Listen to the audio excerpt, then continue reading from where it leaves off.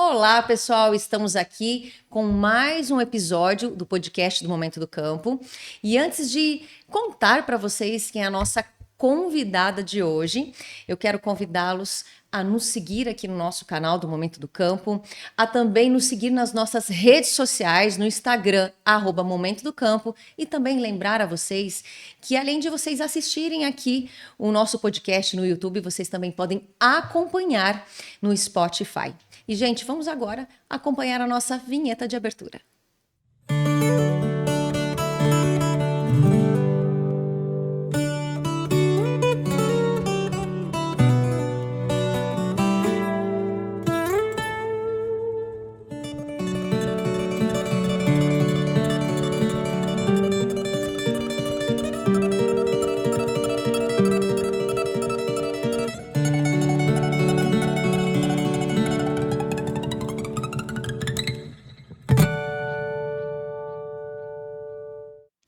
Pessoal, hoje eu estou aqui com uma convidada que é muito especial para mim.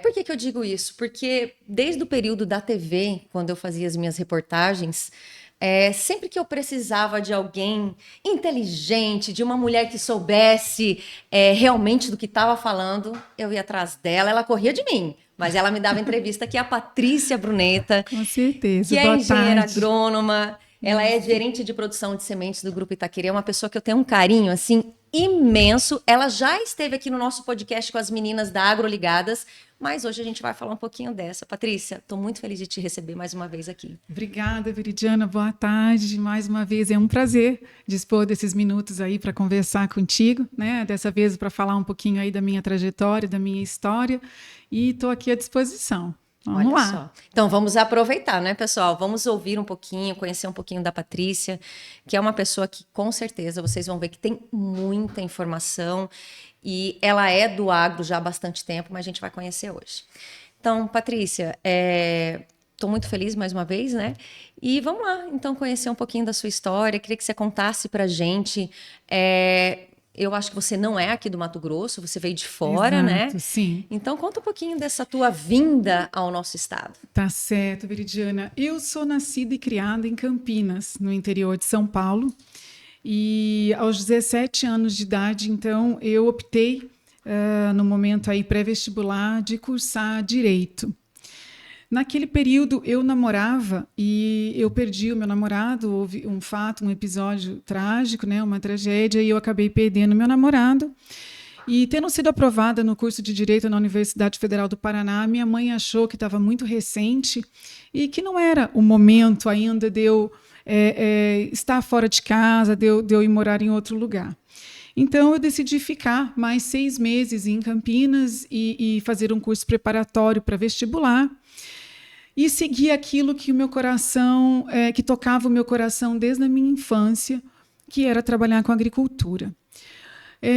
De onde vem esse interesse, né? E como é que isso tudo aconteceu? O meu pai, ele sempre trabalhou em construtora, e dentro do trabalho dele, ele trabalhou por um período para uma consultora chamada Jupiá, e essa empresa mantinha uma propriedade agrícola no interior de Goiás, numa cidade chamada Jaraguá. E foi lá que nós passamos todas as nossas férias no período de infância. Então, nós íamos para lá em janeiro e em julho. Essa propriedade tinha gado de leite, tinha gado de corte, cultivo de milho, cultivo de feijão. E de lá, e desses períodos de férias, foi que eu desenvolvi o gosto pela agricultura. Mas achava que o direito era algo que me cabia mais, né? E a minha mãe meio que torcia o nariz para a agricultura, achava que era uma atividade masculinizada, enfim. Então, eu segui no primeiro momento perseguindo aí o ramo do direito. Como aconteceu o que aconteceu, eu achei que era uma oportunidade de eu repensar e optei, então, por prestar vestibular para o curso de agronomia. Prestei 2 vestibulares, prestei na Universidade Federal de Uberlândia, Universidade Federal de Lavras, fui aprovada e com 17 anos me mudei, então, para Lavras para cursar a minha faculdade. Fiz 5 anos de faculdade. Eu entrei em julho de 94, me formei em julho de 99, mas no ano de 1996 eu peguei uma greve muito grande, né? As faculdades federais estão aí de novo, né, vivendo um período de greve. E nesse ano, então, meu pai me convidou para nós darmos um giro, para conhecermos o Tocantins, para conhecermos o Mato Grosso, que até então tratava-se de uma realidade bastante distante da minha. E foi aí que eu conheci o Mato Grosso e tive o primeiro contato com a cultura do algodão, através de uma visita que eu fiz na Fundação Mato Grosso, que ficava ali no município de Rondonópolis. Isso foi no mês de agosto. Eu estava com férias marcadas com os meus colegas de faculdade, nós iríamos para a praia em janeiro do ano subsequente, e eu recebi, então, um convite para fazer um estágio em janeiro de 1997 na Fundação Mato Grosso. E acabei abrindo mão da minha viagem e vim fazer esse estágio. Nesse estágio, eu tive a oportunidade de conhecer esse estado todinho, né? O algodão estava ainda em processo de introdução, né? Em substituição ao cultivo da soja em algumas áreas, né? O Mato Grosso vivia basicamente uma monocultura de soja de ponta a ponta, e o algodão veio, então, como uma opção de rotação de cultura, né? Até porque ele estava fadado, vamos dizer assim, a ser extinto aqui o seu cultivo aqui no Brasil, porque nós vivíamos ali o período da entrada do bicudo do algodoeiro na região sudeste, né? Entrou supostamente ali pela região de Campinas, inclusive na área do aeroporto ali de Viracopos, e também já atacava as lavouras no Nordeste. Então, estava praticamente em condições de extinção o cultivo, quando ele veio, então, a ser introduzido na região Centro-Oeste. E eu peguei justamente esse período aí de início do cultivo do algodão, de teste de adaptação de cultivares, enfim, e vim fazer o estágio. Também nessa oportunidade conheci o meu marido, ainda na condição de estudante de agronomia, e aí deu-se o desenrolar da história, e já são 25 anos que eu moro, né, que eu resido e atuo na produção. Então. Tudo. Foi uma sucessão de felizes coincidências que desencadeou essa história que você conhece, né? E olha só que interessante, eu não imaginava, então, que, na verdade, você já começou com a cultura do algodão. Sim, desde a minha graduação. E veja, se você quer falar em coincidência, vamos lá. Como eu mencionei para você, o meu pai, ele sempre trabalhou primeiro como empregado numa construtora e depois ele teve a própria construtora. E num dos momentos em que ele fez uns armazéns para uma empresa no interior de Minas, no norte de Minas, né, ele recebeu como parte do pagamento o arrendamento de uma indústria de deslintamento de sementes de algodão em Campinas, ficava numa cooperativa agrícola, né? E eu ainda estava na graduação quando eu iniciei o meu conhecimento e os meus trabalhos na indústria de deslintamento que o meu pai arrendava. O Grupo Itaquerê, naquele momento, no ano de 1997, 98, era cliente da usina de deslintamento do meu pai, lá em Campinas. Então, colhia o caroço de algodão aqui e mandava para ser deslintado lá em Campinas. Vai vendo. Nesse tempo, eu estava na faculdade e eu era bolsista do CNPq, né, bolsista de iniciação científica, e eu desenvolvi os meus trabalhos de pesquisa no laboratório de avaliação de qualidade de sementes, analisando a qualidade fisiológica da semente de algodão deslintada por diferentes processos de deslintamento. Então, ainda, né, durante meu processo de formação, na minha graduação, eu iniciei o meu trabalho com a produção de sementes de algodão, desde a época da minha faculdade.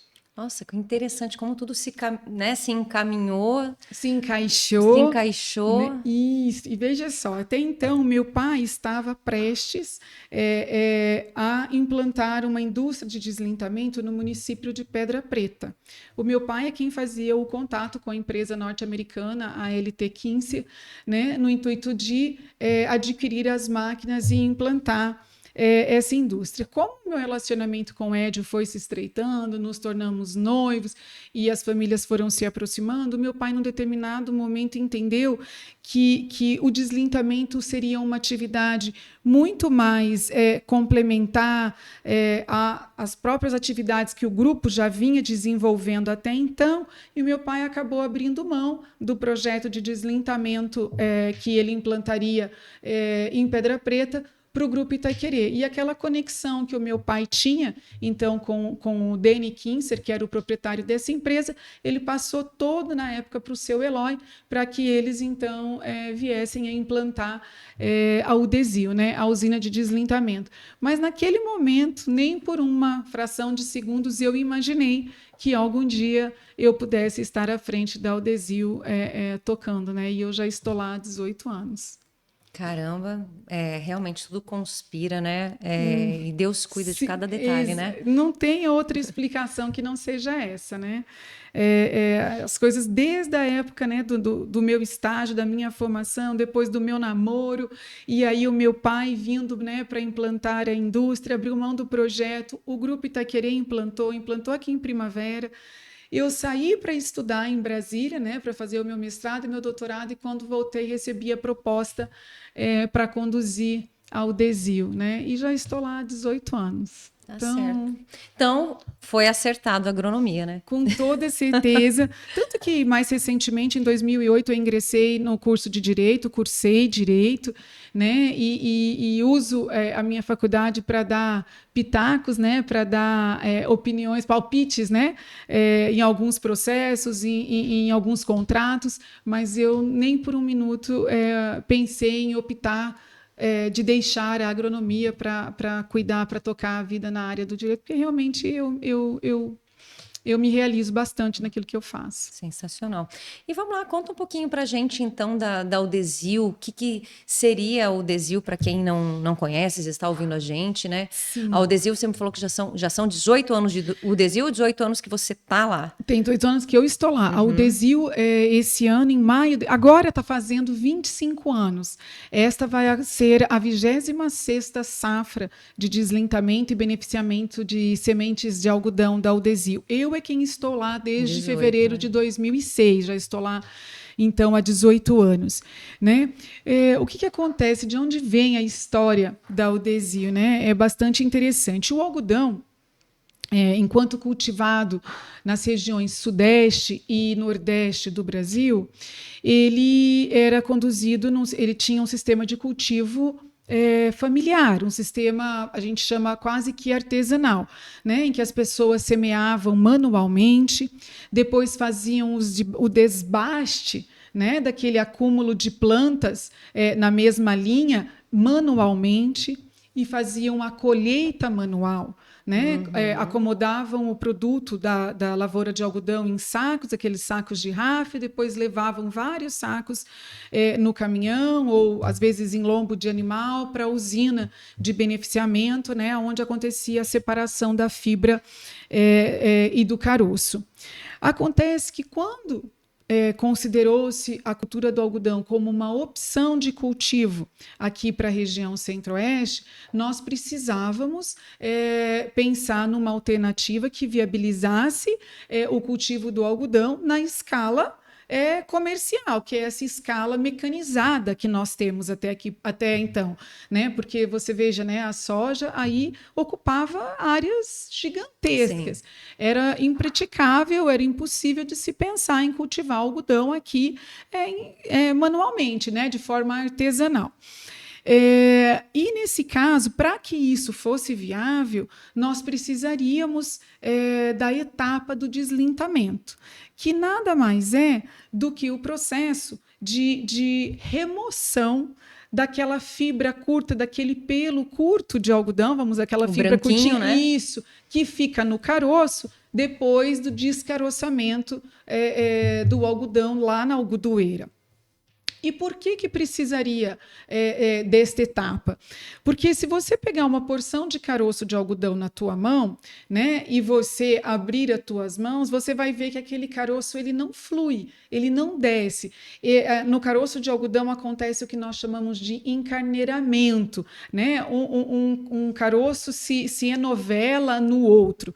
Então você imagina, se eu fosse colocar, né, aquele montante de caroço de algodão dentro de um sistema de distribuição distribuição de uma plantadeira, que até na época até então era disco ainda, nós não falávamos em plantadeiras pneumáticas, né? Você imagina, aquilo ali jamais iria descer, como acontece com uma semente de soja, com uma semente de milho, né? Aquela semente não desceria para encontrar o seu espaço no disco de distribuição da plantadeira. Além disso, com linter, o caroço com linter, ele tem um processo de embebição desuniforme e mais lento. Então, uma sementinha de algodão deslintada, que hoje leva de 3 a 4 dias para emergir do solo, no caso da semente com linter, isso podia chegar a 10, 15 dias, né? Haja vista a dificuldade de embebição daquela semente. E aí você tinha lavouras totalmente desuniformes. Outra situação altamente incompatível para os moldes de cultivo em escala comercial. Então, o primeiro fato a se pensar, né, no propósito de trazer o cultivo do algodão para grandes áreas aqui seria realmente uma indústria de deslintamento. E pensando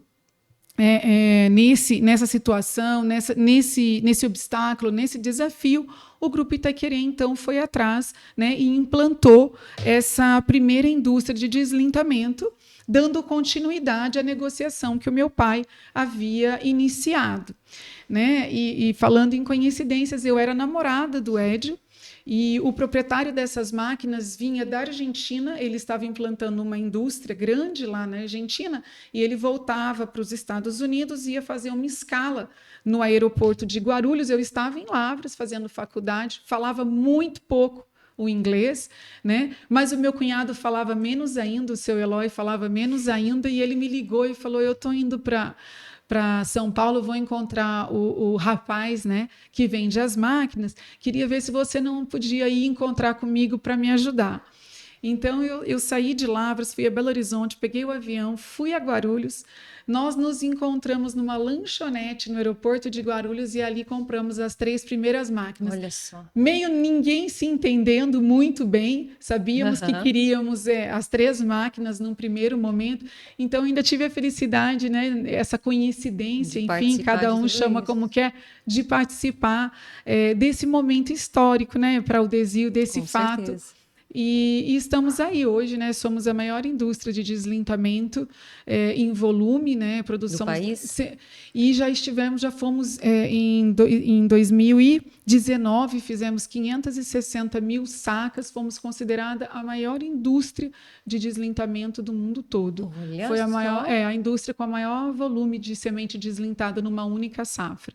Né? Depois eu não fui mais atrás de me informar, mas se não somos a maior, certamente eu desconheço que tenha outra com essa capacidade de produção diária que nós temos, né? E que faça os volumes que nós fazemos. Mas eu não fui atrás, então não poderia voltar a afirmar essa informação. Mas em 2019 somos a maior indústria de deslintamento. Vocês atendem o país todo, então?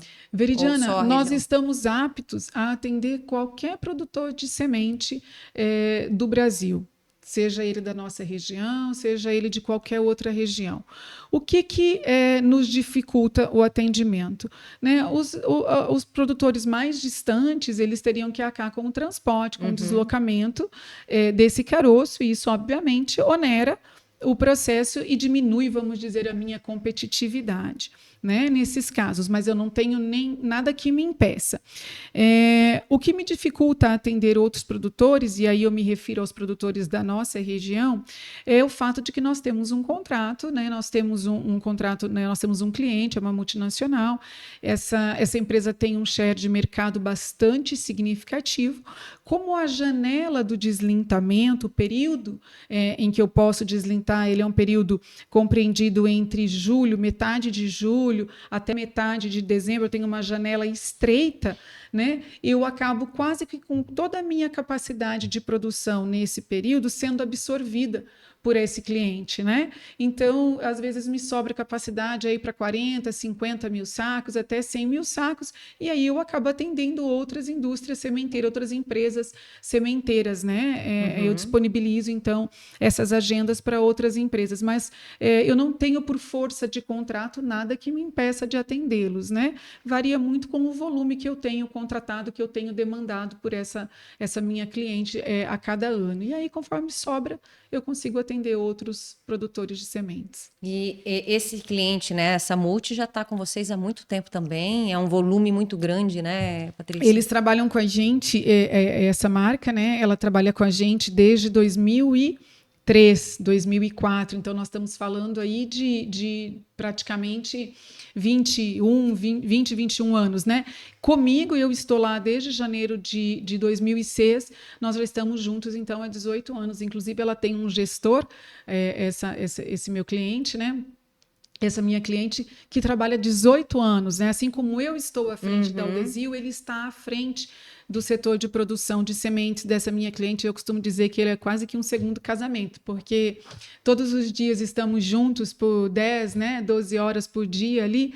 Então, a gente desenvolveu um relacionamento que muitas vezes transcende o limite da relação comercial, né? De uma relação comercial, vamos dizer, normal, e adentra uma relação de parceria, onde o problema dele passa a ser um problema meu e o meu passa a ser o dele, né? E a programação dele procura otimizar os meus recursos e eu procuro, com os meus recursos, entregar o volume e a qualidade que ele me exige, porque é muito fortemente associado o meu negócio, a viabilidade do meu negócio com o negócio dele, né? Então, são 18 anos que a gente vem trabalhando junto e eu cresci muito profissionalmente, aprendi e aprendo diariamente com não só com essa minha cliente, mas com todos os outros clientes que passam por lá. E vocês começaram, quando a Udesil começou, você ainda não estava, foi com algodão, com o produto do Grupo Itaquerê mesmo? Isso. O Grupo Itaquerê, ele também já foi produtor. O Grupo Itaquerê, por incrível que pareça, já recebeu o prêmio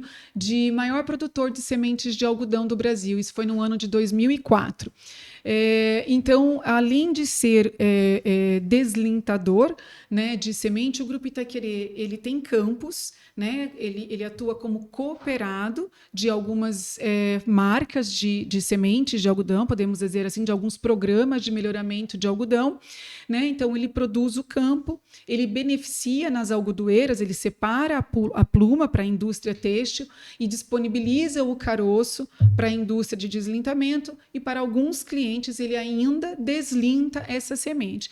E dentro da Udesil nós temos também a operação de tratamento químico, nós temos o que nós chamamos lá de TSI, que é o tratamento industrial de sementes, né?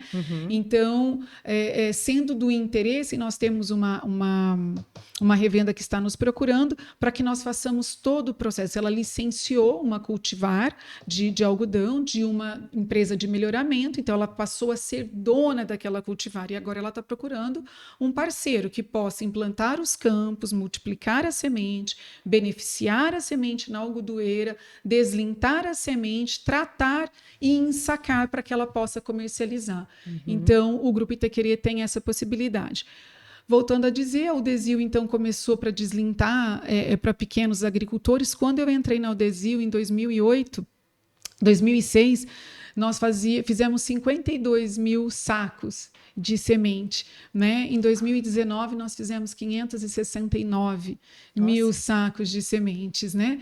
E nesses últimos 5 anos, vimos mantendo aí a casa dos 500 mil sacos de semente. Então, nós estamos falando aí de uma escala significativamente maior, né, de um volume significativamente maior, e esse volume foi crescendo desde 2006 e felizmente tem se mantido aí nesses últimos anos. E os períodos de maior, vamos dizer assim, como você comentou ali, julho a novembro, dezembro, é o período mesmo que pós-colheita ou que estão colhendo já o algodão, né? Exatamente. A Aldesil, ela tem atividade sazonal, né? Nós dizemos, e eu posso dizer que eu divido as atividades dentro da Aldesil em 2 momentos, né? De julho a dezembro eu estou produzindo, eu estou deslintando, né? E quando eu termino a minha safra, quando eu entrego a semente deslintada e finalizo a operação dentro da indústria, eu passo imediatamente ao que eu denomino de período de revisão, né? Então, se eu termino de deslintar dia 25 de dezembro, passa Natal, Ano Novo, dia 2 de janeiro eu já estou desmontando as minhas máquinas para iniciar a revisão, né? Nós temos um período de revisão bastante pesado, né? Que demanda realmente rever as máquinas, os equipamentos, rolamento, correias, para deixar a indústria em condição de trabalhar durante a safra, já que durante a safra eu evito ter que parar para fazer manutenção, uma vez que o volume que eu tenho para deslintar é muito grande e o meu período de deslintamento é muito pequeno para a minha demanda. Então, eu preciso que a minha indústria esteja redondinha, né, bem revisada, para poder tocar a safra, que é bastante intensa. E eu rodo 24 horas no período de safra, né, 7 dias por semana, 24 horas. Então, eu realmente tenho que estar com a minha indústria em cima da pinta, né? Nos trinques. Nos trinques, literalmente. Agora, você falando isso, então, você deve ter, a Aldesil, né? Deve ter uma equipe muito bem treinada, grande, deve ser o quê? Uns 3 turnos, enfim, para rodar as 24 horas. Veria assim, olha, nós somos em 22 funcionários efetivos, né? São o que eu denomino de líderes de processo. Então, eu tenho maquinistas, eu tenho o meu armazenista, eu tenho o meu encarregado de qualidade, eu tenho meu gerente de usina. Então, são pessoas que já estão comigo há muitos anos. O meu gerente de usina, de UBS, o seu Etben, ele está na Aldesil desde o primeiro dia. Ele é o funcionário de número 3 da Aldesil, né? Ele iniciou as atividades como guarda noturno, até porque não havia sequer um cercado em volta da indústria quando nós começamos, né? Depois ele passou a auxiliar de produção e aí ele foi evoluindo e desde que eu entrei na Aldesil em 2018 ele está como gerente de usina, né, de UBS. Eu tenho maquinistas, eu tenho mais 2, eu tenho um operador de empilhadeira que também está há 25 anos na Aldesil e eu tenho um maquinista que fez todas as 25 safras. Caramba, dentro da Aldesil. Gente. Então, é claro que cada safra tem um fato novo. A genética do algodão mudou muito nesses últimos 10 anos. Quando eu entrei em 2006, nós tínhamos praticamente um protocolo para todas as cultivares, um protocolo de deslintamento que atendia praticamente todas, né? Exceto uma cultivar que tinha um comportamento diferente, ela na época era chamada Fabermax 966, era uma variedade que tinha um caroço bastante grande, então ela tinha um protocolo diferente de deslintamento. Porém, hoje, as cultivares mudaram muito. Elas apresentam, né, um tegumento, uma casquinha bastante frágil. Algumas cultivares apresentam um espaço vazio entre a amêndoa e a casquinha e o tegumento, e elas se comportam de maneira muito diferente dentro da minha indústria. Então, eu costumo dizer que hoje nós temos protocolo genótipo específico, né, que varia muito com a cultivar que está dentro da indústria.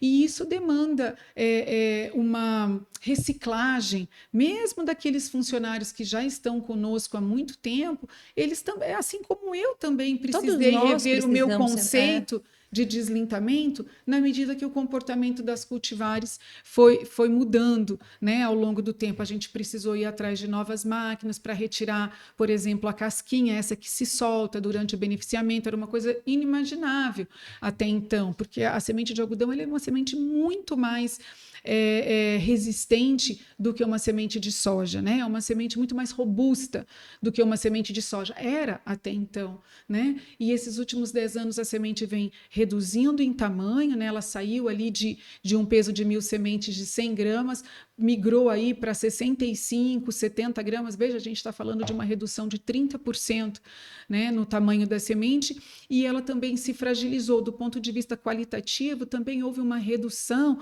das proteínas responsáveis pela resistência do tegumento, e isso implicou em uma série de adaptações e de mudanças comportamentais daqueles que estão à frente das nossas máquinas. Então, a gente faz um processo de treinamento de função todos os anos. Nos últimos 4 anos, nós contratamos um consultor, o professor Evaldo Servieri, lá do Rio Grande do Sul. Ele é um senhor especialista em beneficiamento de sementes de algodão, de sementes de soja, e vem se desenvolvendo, aprendendo junto com a gente, de acordo com os desafios que a gente tem, e vem contribuindo muito significativamente no processo de treinamento dos operadores das minhas máquinas. E isso tem gerado resultados perceptíveis muito significativos, né, no nosso deslentamento. Olha só. E, Patrícia, a gente teve aqui nós recebemos aqui no nosso último podcast o Edson Vendrúsculo, que Sim. é, enfim, renomado aí na área em que ele trabalha, muito conhecido. E ele lida com a questão de gestão de pessoas. Sim. Né?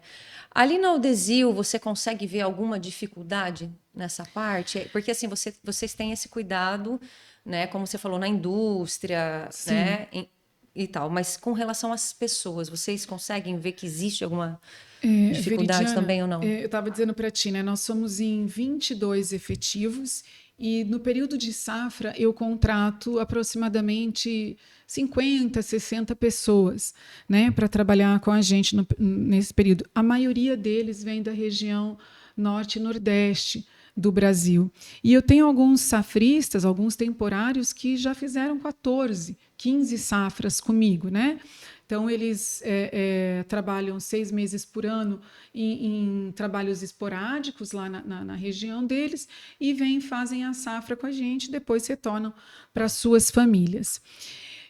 Eu nunca tive um problema grande de relacionamento, algo que demandasse, por exemplo, a intervenção de um diretor, né, por uma briga, alguma coisa nesse sentido. Felizmente, nem que me envolvesse e nem envolvendo os meus funcionários. Agora, desafios com relação a orquestrar toda essa turma, né, e conciliar o trabalho deles com os objetivos da empresa, isso eu tenho todos os dias, né? Acredito que os meus desafios de gestão das equipes e das pessoas que estão direta ou indiretamente trabalhando com a gente, que nem se você for lá hoje, eu tenho muitos prestadores de serviços trabalhando lá dentro e lidar com a gestão dessas equipes, de fato, é o que eu tenho de mais desafiador, muito mais desafiador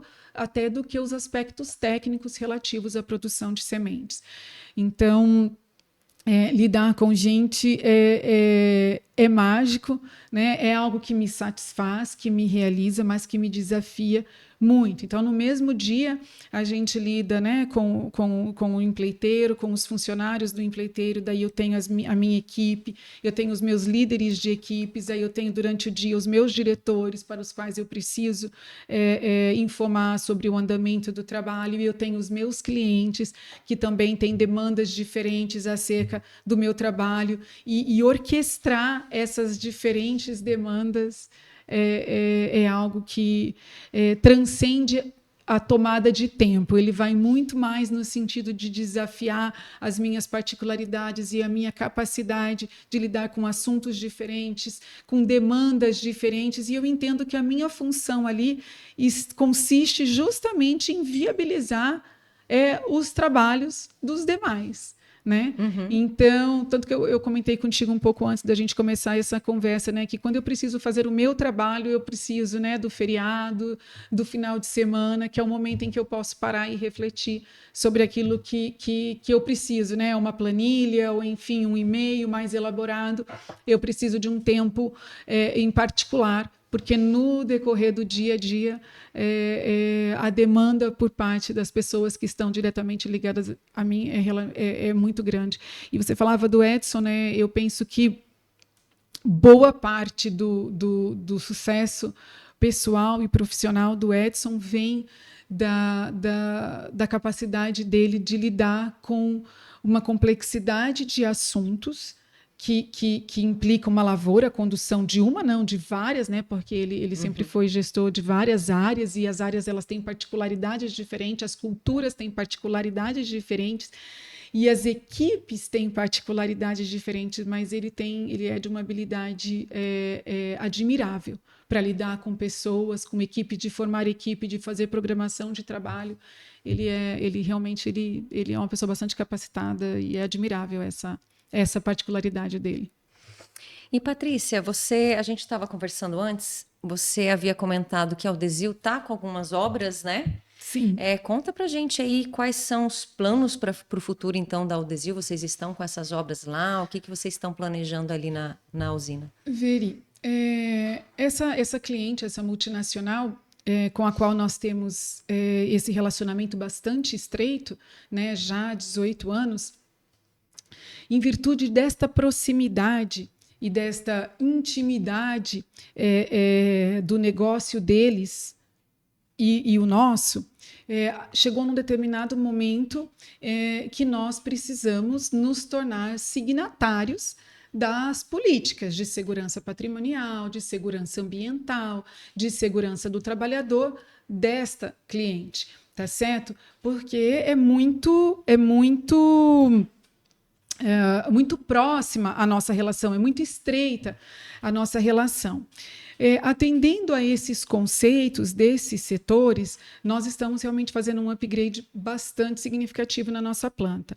Então, nós estamos, por hora, preparando para pavimentar, né? Nós vamos colocar ali, vamos fazer a pavimentação com paver, com o intuito de que a gente evite ter poeira no nosso ambiente e que a gente evite sujar a embalagem do produto, dentre outras coisas. Uhum. Mas nós estamos aperfeiçoando a segurança patrimonial, então nós estamos erguemos o muro, vai ser instalada agora a cerca elétrica, a concertina, um sistema de monitoramento por câmeras com recobrimento de 100% da nossa área, para tanto segurança de produção da usina mesmo. Para a segurança do produto e das pessoas, tá certo? Né? A semente de algodão tem um valor agregado muito alto, né? Mas ele tem também a equipe da minha cliente ali dentro, né? Então, esse sistema de recobrimento por câmeras visa atender os dois propósitos, as pessoas, a segurança das pessoas e a segurança dos produtos. Fora isso, nós vamos implantar as câmeras refrigeradas, né? Para refrigeração de semente de algodão. Como eu falei, a Aldesil só trabalha com semente de algodão, nós não beneficiamos outras espécies ali dentro, então nós vamos ter as nossas câmeras todas refrigeradas. Vou trocar a cobertura dos meus armazéns para ganhar capacidade de armazenagem, resolver o problema de entrada de água, né, que a gente tenha. Enfim, estamos implantando o SAP, que é um sistema de gestão, né, isso também gera uma demanda e um desafio bastante grande, né? Porque nós vamos incorporar a Aldesil dentro do sistema único de gestão do Grupo Itaquerê, porque até então a Aldesil tinha um sistema de gestão individualizado e agora vamos fazer parte desse sistema integrado. Estamos revisando o nosso sistema de controle de qualidade com o intuito de pleitearmos aí um certificado de qualidade, muito possivelmente uma ISO 9000 para o nosso processo. Então, tudo isso está acontecendo simultaneamente. Mas até o final desse ano, realmente a planta vai dar uma mudada na sua capacidade de produção, na sua forma de produzir, nos aspectos relativos à segurança ambiental e segurança do trabalhador, e também vai dar um upgrade, né, na fachada, nos aspectos visuais dela. Vai ficar muito legal. A gente acredita que vai ficar muito bonito, além de tudo, além de usual, de prático, de produtivo, ainda vai ficar muito bonito. Olha só, eu acredito muito nisso, de verdade. Sim, com certeza. E a gente torce por isso e sabe que pode contar com a gente sempre. A gente já gravou tantas matérias. Nossa, Patrícia, Sim. Eu estava aqui lembrando, você falando. Para mim, né, tipo, que fiz várias reportagens, Sim. No tempo que você estava explicando, me vinham as imagens ali de dentro da Aldesil, e que bacana agora Sim, com essa... fizemos reportagens, fizemos alguns vídeos institucionais, ora para o grupo, ora para o Aldesil, e conforme a gente conversou mais cedo, tão logo nós tenhamos finalizado pelo menos essas mudanças que geram impactos visuais externamente, aí nós vamos convidar a Magna para ir lá fazer um vídeo institucional bem bonito para que a gente possa guardar de recordação. E faremos com todo prazer. Com certeza. Patrícia, agora vamos mudar um pouquinho de assunto, porque Sim. não tem como não falar de algo que, assim, Nós da Magna Video, já que a gente citou a Magna Video, a gente ficou encantado que foram com seus filhos. Por que que eu vou falar deles? Porque eles estão envolvidos, né? Agora com o agro. Sim. O ano passado, gente, isso já vai fazer um ano, porque o tempo está assim, voando. O grupo, né? O aniversário do grupo. Nós tivemos o prazer de rodar aí as propriedades para fazer um material bem legal para o Grupo Itaquerê. E quando a gente foi lá para a Fazenda Itaquerê, nós encontramos com uma cópia da Patrícia, que é a filha dela, a Luísa, e que a gente ficou encantada, assim, pela educação, pela inteligência. É uma mini Patrícia mesmo, não tenho o que falar. A Luísa, de fato, a Betina também é muito parecida comigo, mas a Luísa, por ser loira, né? Isso, não, eu estou comentando nesse momento da Luísa pelo fato que a gente teve aquele contato com ela naquele momento. Ela que estava lá. Por que eu estou falando dela? Como é para você? Ela tá cursando uma faculdade de agronomia também, ela entrou nessa área. O Felipe também estava lá, ele foi para uma veterinária, se não me engano. O Felipe hoje cursa veterinária, né, em Cuiabá, e a Luísa cursa agronomia. Né? É claro que muitas pessoas, né, nos indagam a respeito da opção deles, né, se não foram eventualmente forçados a isso, mas foi algo que eu e o Edio sempre tivemos muito cuidado, que foi o de respeitar né, a opção deles. Então, tanto o Felipe quanto a Luísa estão cursando por opção. Eles, quando você me pergunta, isso me gera orgulho, satisfação, alegria, e a Luísa é uma excelente, é uma brilhante aluna, né? Ela tem notas muito boas, mas não só por isso, ela é de fato muito comprometida e responsável, inclusive ela está agora na equipe que está organizando a Semana Agronômica da Univag, né? Dia 23 agora de maio, vai acontecer essa semana, eu vou lá para fazer uma apresentação também, para falar um pouquinho sobre a produção de semente de algodão aqui no nosso estado. Então, a Luísa ela é muito comprometida de fato. E eu acredito que essa intimidade e esse interesse das nossas crianças pelo agro vem do fato de que, ainda quando pequenos, né, eles nos acompanhavam. O Edio era gestor das propriedades na região do Araguaia, e eu ficava aqui em Primavera. No meu período de férias, que era sempre um período compreendido aí no mês de janeiro e fevereiro, eu pegava as crianças e íamos para as fazendas para estar com ele, porque normalmente coincidia com um período de colheita, que é um período muito difícil para o gestor da fazenda se ausentar. Então, para que eu não ficasse com as crianças sozinha aqui, e nem ele ficasse sozinho nas fazendas, então, nas minhas férias, eu ia com as crianças. E enquanto eles estavam lá, a gente sempre promoveu o que a gente chama, né, de processo de encantamento das crianças pelas atividades. Então, como é que nós fazíamos isso? Íamos para o campo, colocávamos eles nas máquinas de colher, né, na colheitadeira de soja, na colheitadeira de algodão. O Felipe muito desde cedo, muito ligado com a pecuária.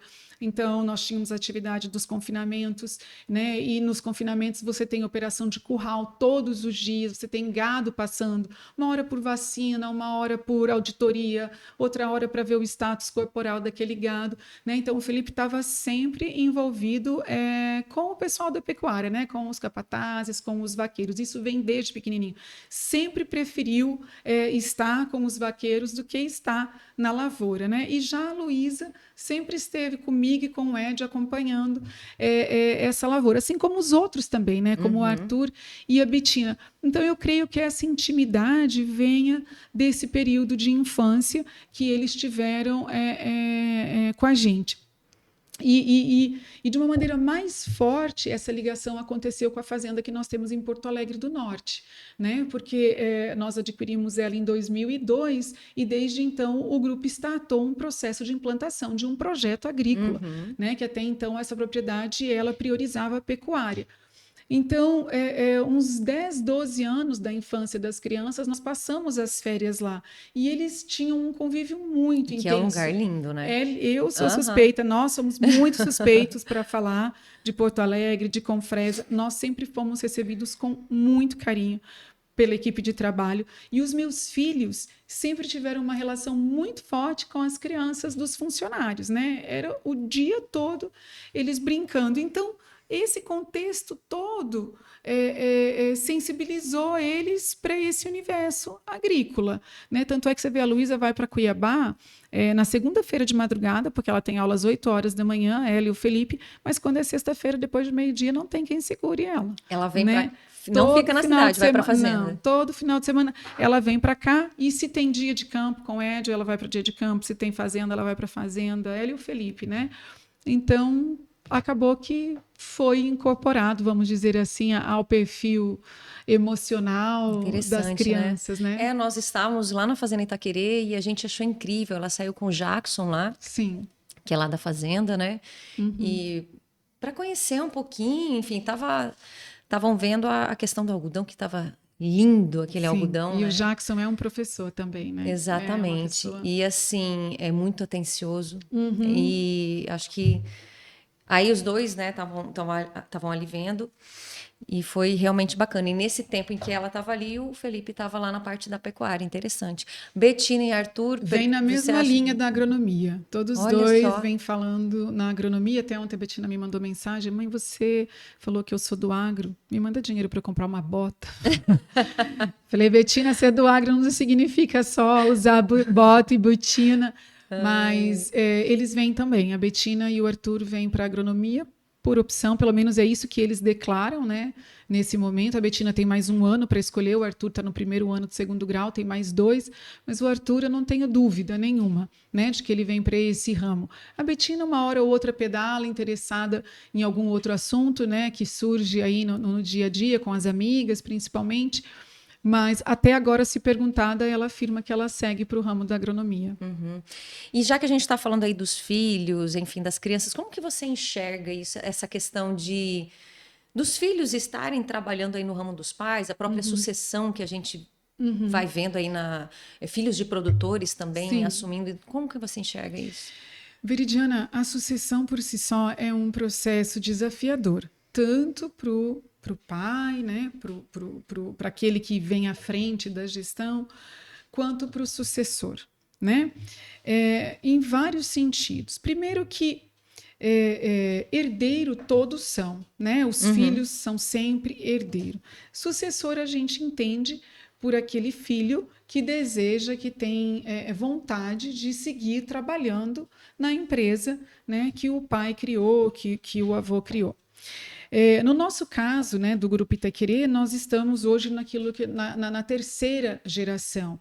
Então, é possível de você encontrar meus sobrinhos, né, que eles estão na terceira geração, assim como os meus filhos, apesar deles serem meus filhos, são mais novos, né, os meus sobrinhos são a terceira geração também, e eu tenho alguns sobrinhos já em cargos de direção, né, eu tenho a Thaís, hoje ela é diretora administrativa, eu tenho o Fabiano, que é filho do seu Eloir, que é diretor de produção agrícola, e eu tenho o Everson, né, que é filho do seu Hélio, do meu falecido cunhado, né, faleceu recentemente, que é diretor financeiro já há muitos anos, né, do Grupo Itaquerê.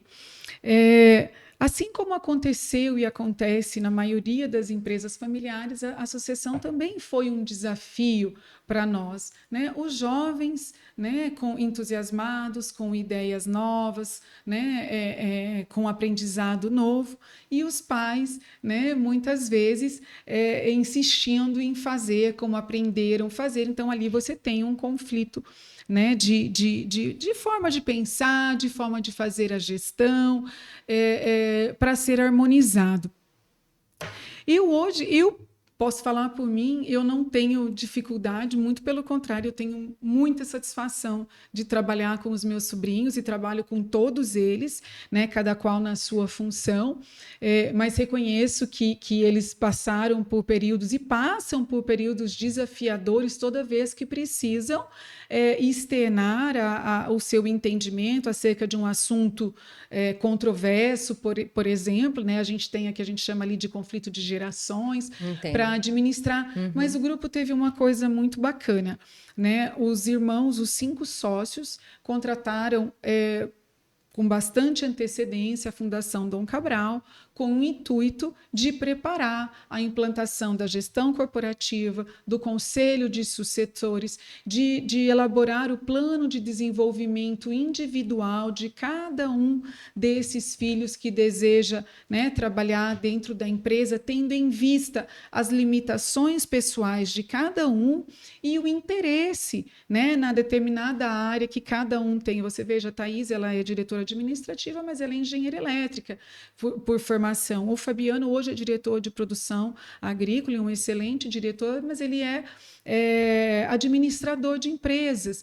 Então, esse plano de desenvolvimento individual visa, dentre outras coisas, harmonizar a função que a pessoa desenvolve com a capacitação, né? Através de cursos de formação, eu tenho um sobrinho que está fazendo curso superior para poder, de acordo com a demanda da função que ele exerce, eu tenho um sobrinho que está fazendo o curso de inglês, a gente tem, então, planos de desenvolvimento individual para cada um.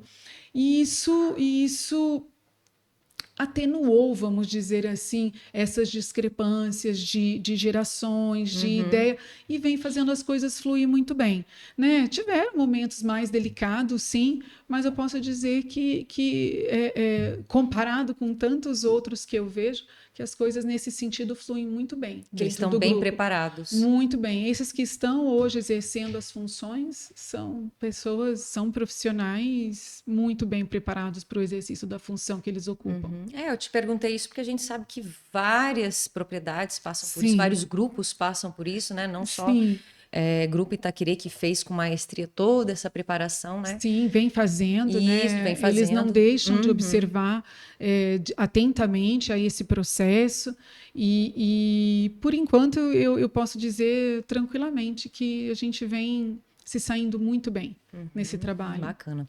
Patrícia, um outro assunto que eu acho legal a gente aproveitar novamente você aqui para pontuar, já que falamos de crianças, de sucessão, dos jovens, enfim, o agro vem passando por algumas distorção de imagem, vamos dizer assim, né? Nos grandes centros. Sim. Então, aquele dia que nós gravamos aqui, a gente comentou, né, com as agroligadas sobre essa questão que também aparece para as crianças. Eu gostaria da gente pontuar isso mais uma vez, né? Da importância de como que a gente faz para manter uma imagem positiva do agro? O que tem que ser feito em relação a essas crianças ou aos adultos também, né? Nesse contexto, sabe, Veridiana, é que eu acho que a presidente das agroligadas ela foi muito feliz quando ela definiu um nicho de trabalho, um propósito para as agroligadas, que foi justamente o propósito de comunicar o campo com a cidade, de conectar o campo com a cidade, né? Veja bem, as agroligadas elas não têm o intuito de desenhar colorido e bonito o agro e desvirtuar a realidade no intuito de sensibilizar o campo. Mas ela tem o propósito, as agroligadas têm o propósito de dizer como é que as coisas acontecem. Em contrapartida, eu tive meus 4 filhos, né, estudando e estudam ainda, né, em colégio particular, e não foi nenhuma, nem 2, nem 3 vezes que eu me deparei com as apostilas e nas apostilas conceitos, né, relativos aos agricultores e à agricultura, né, relativos a desmatamento, à morte de índios, à poluição, né? Então, quando você de pequeno trabalha você impõe este conceito, né, para as crianças, inclusive isso gerou vários questionamentos dentro da minha casa, haja visto a atividade, né, da nossa família em diferentes momentos, né, pelos meus filhos. E quando você trabalha isso com a criança, você constrói esta visão dali para frente, para que você dê a ela a opção de conhecer o outro lado e fazer um julgamento próprio com base nas informações, isso gera uma demanda de energia bastante grande. Então, tanto junto das agroligadas, como de um outro projeto, de olho no material escolar. Não sei se você já ouviu falar, esse projeto surgiu, né, ele foi uma ramificação, surgiu de uma reunião dentro das agroligadas. Existe um grupo de mulheres que conduzem um projeto muito semelhante ao das agroligadas, chamado De Olho no Material Escolar, porém focado a acompanhar a revisão de materiais de escolas públicas e privadas no que tange a essas abordagens tendenciosas a respeito da atividade do agronegócio aí nos 4 cantos do Brasil e também do mundo. Então, assim, é preciso dizer: houve desmatamento? Houve desmatamento, mas houve crescimento populacional, houve crescimento de produção de alimentos, houve demanda para isso, a situação é essa, né? Você tem que explicar e gerar informações para que a criança ou para que o adulto tenha condição de, por si só, fazer o julgamento a respeito daquele assunto.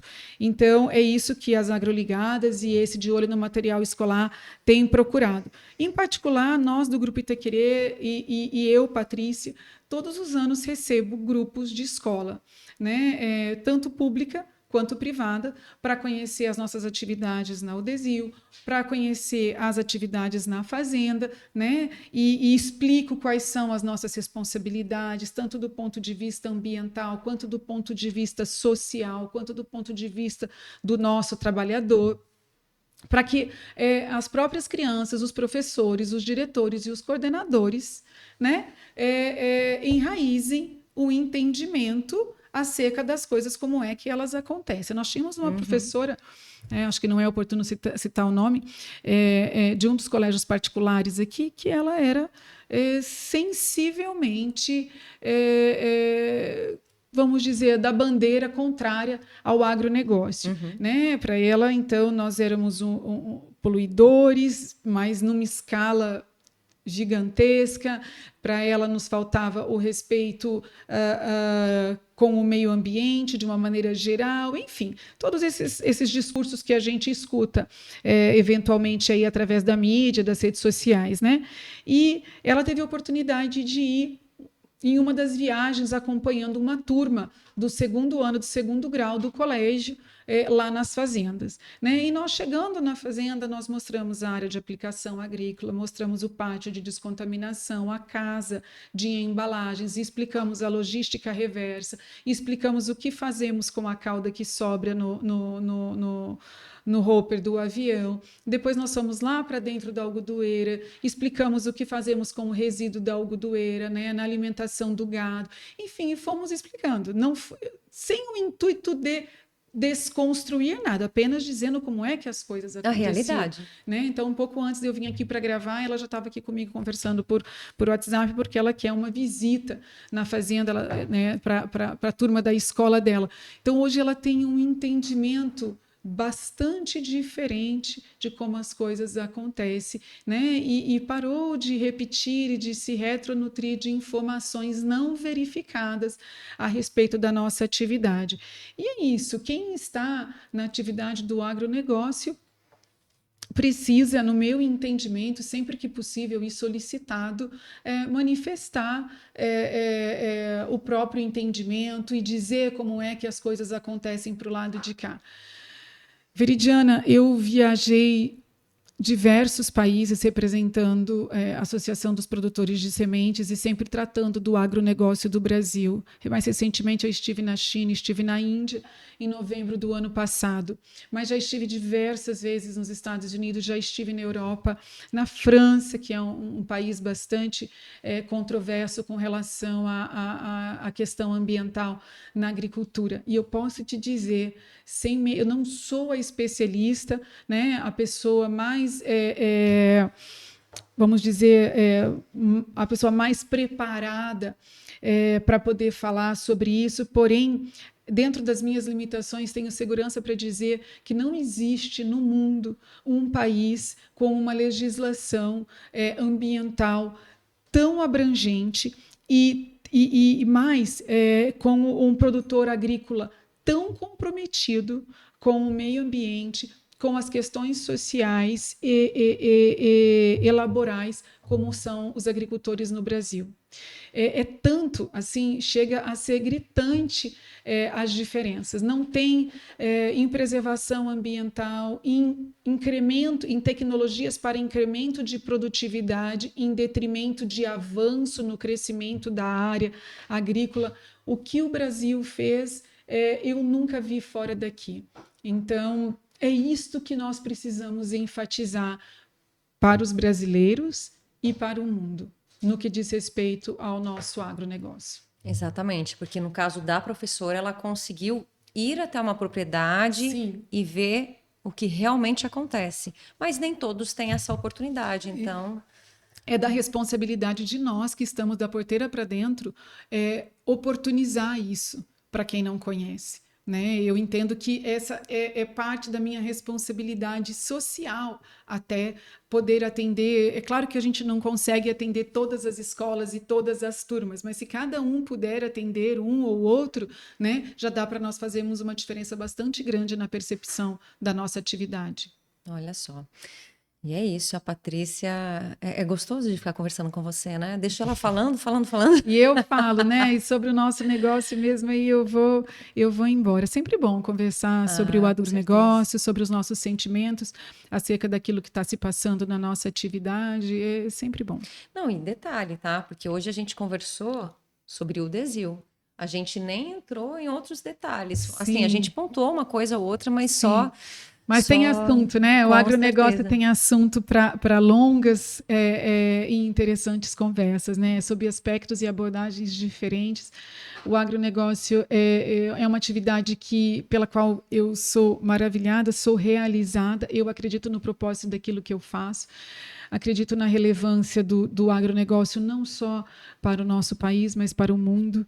Né? Eu estive na Índia e pude, infelizmente, constatar, né, uma população gigantesca, né, em que a demanda por alimentos é menor do que a oferta.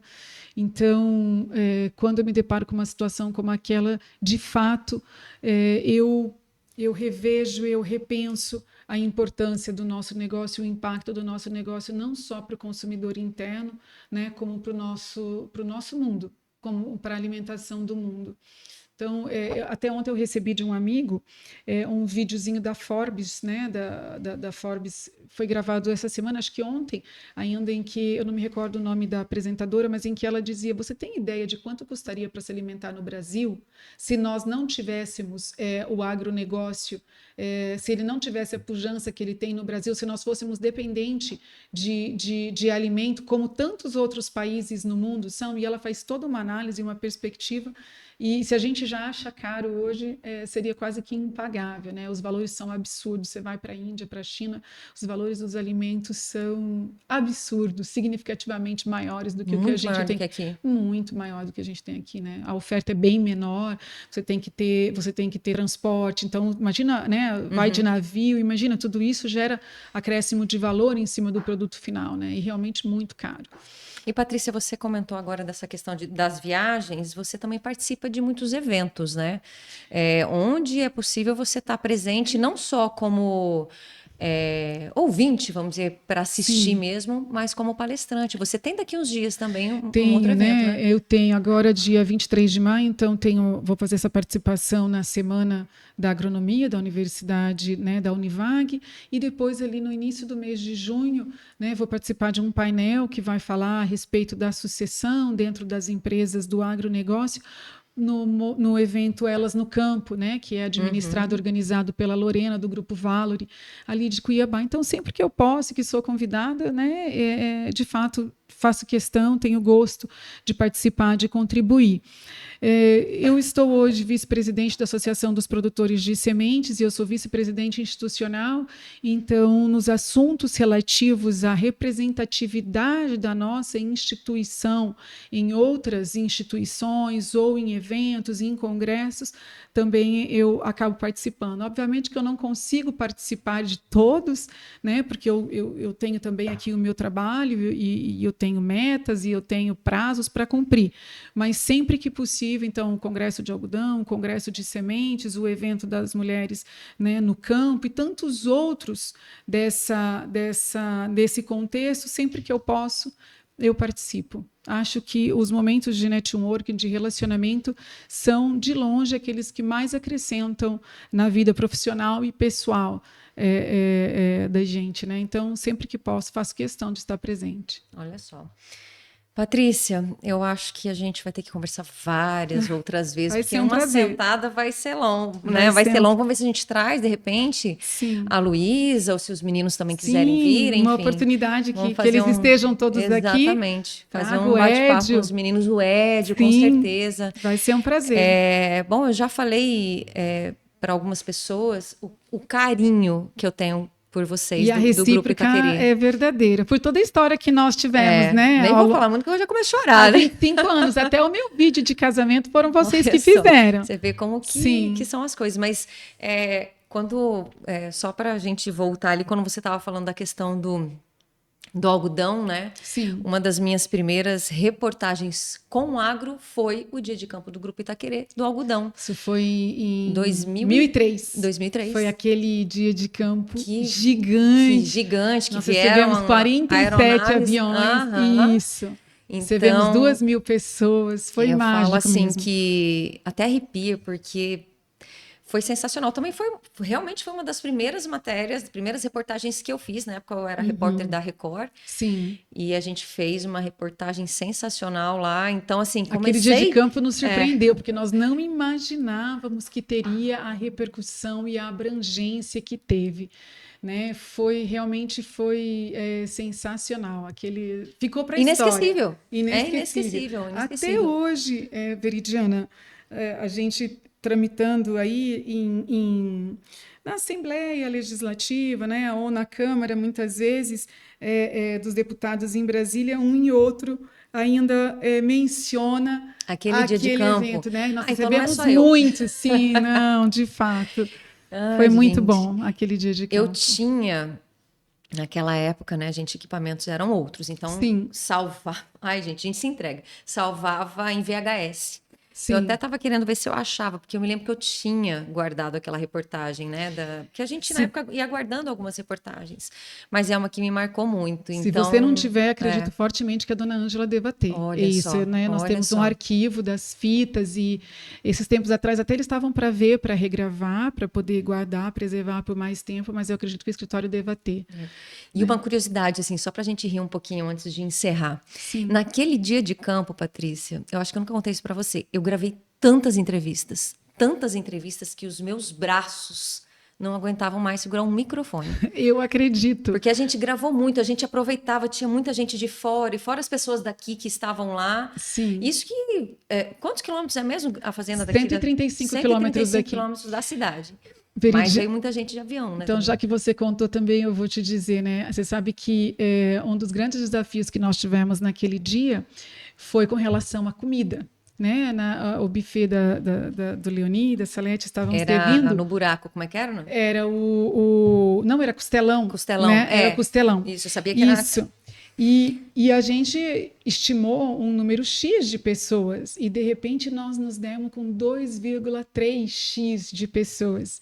Foi muita gente. Foi um tal de baixar a carne da cantina. Tirar de onde tinha. Tem ali o Zanoni, né, uma fazenda próxima, ele tinha criatório de peixes, foi buscado peixes para poder assar naquela churrasqueira, na grelha da churrasqueira, para não poder deixar faltar, né, o almoço. Foram convocadas as mulheres da colônia, né, da fazenda, as esposas de tratoristas, para ajudar a fazer na cozinha, porque realmente o número foi crescendo, muito maior. Muito eu me lembro muito bem desse do dia que a gente esperava. Era costelão, isso mesmo, costelão. Eu até acho que foi uma das primeiras vezes, porque eu tinha retornado de Curitiba, que eu estudei fora. Sim. Foi uma das primeiras vezes que eu vi mesmo o costelão, enfim, tudo aquilo ali, aquele dia de campo de uma proporção. Foi uma das primeiras reportagens do agro, o primeiro dia de campo que eu fiz. Sim. E literalmente, o primeiro dia de campo ainda foi o de algodão. do Grupo Itaquerê. É algo que me marcou muito, assim. Então, eu falo que de lá para cá, a gente já fez inúmeras coisas com o Grupo Itaquerê. Sim. E por isso que eu tenho um carinho tão grande por todos vocês, assim. Sim, Eu falo, vocês não também tem são como. parte da nossa história. Vocês acompanharam, não adianta nem a gente querer inventar história, né? Porque vocês vêm acompanhando de camarote tudo que se passa. E antes de encerrar, sabe, quando você menciona, né, a cultura do algodão, eu faço uma rápida reflexão aqui, né? Eu posso dizer literalmente que eu devo tudo a essa cultura, né? Foi o meu namoro, o meu casamento, é o meu trabalho, é dele que eu crio os meus filhos, que eu estudo os meus filhos e já vejo aí 2, 3 deles sinalizando, né, a continuidade do interesse pela cultura. Então, quando eu paro para pensar e para analisar, eu me dou conta do estreitamento que tem a minha vida com a cultura do algodão e certamente vem daí esse amor, essa gratidão, esse interesse, admiração e respeito que eu tenho por essa cultura. Olha só, é lindo de ver você falando isso. Eu gosto muito. Tá na sua cara, não tem nem como disfarçar. Com certeza, com certeza. Ai, Patrícia, eu queria te agradecer demais por tirar aí um pouquinho do seu tempo. A gente sabe que você sempre tem uma agenda bem lotada, né? E você tirou um pouquinho do seu tempo para estar aqui conosco e eu estou muito feliz de te receber aqui. Prazer, um prazer. Os podcasts são mais fáceis, né, do que os vídeos, né? Os vídeos eu tinha um pouquinho mais de receio e esse assunto é sempre bastante agradável e você faz ainda ser mais fácil e mais agradável. Então, da minha parte, foi um prazer. Naquilo que você achar que eu posso contribuir, estou sempre à disposição. Obrigada. E nós à disposição de vocês também. Muito obrigada. Até uma próxima oportunidade. Então. Até uma próxima. Gente, que bate-papo gostoso. Com certeza vou trazer a Patrícia ainda mais, de repente filhos e mais outras pessoas aí do Grupo Itaquerê, porque tem tanta gente boa que tem muito conhecimento, então vale a pena. E com certeza teremos mais esse pessoal que eu tenho um carinho realmente especial no meu coração. E eu acho que eu já falei isso para eles umas 1000 vezes. E a recíproca é verdadeira. Ai, que bom. E então é isso. Com essa alegria que eu tô hoje, eu vou encerrando o podcast de hoje. Lembrando para vocês nos seguirem nas nossas redes sociais, lá no Instagram, no @Momento do Campo. Também se inscreverem aqui no nosso canal do YouTube. E não esquecerem que vocês também podem assistir todos os nossos episódios no Spotify. Gente, muito obrigado mais uma vez por estarem aqui conosco, por acompanharem os nossos episódios e até o próximo bate-papo aqui no podcast do Momento do Campo.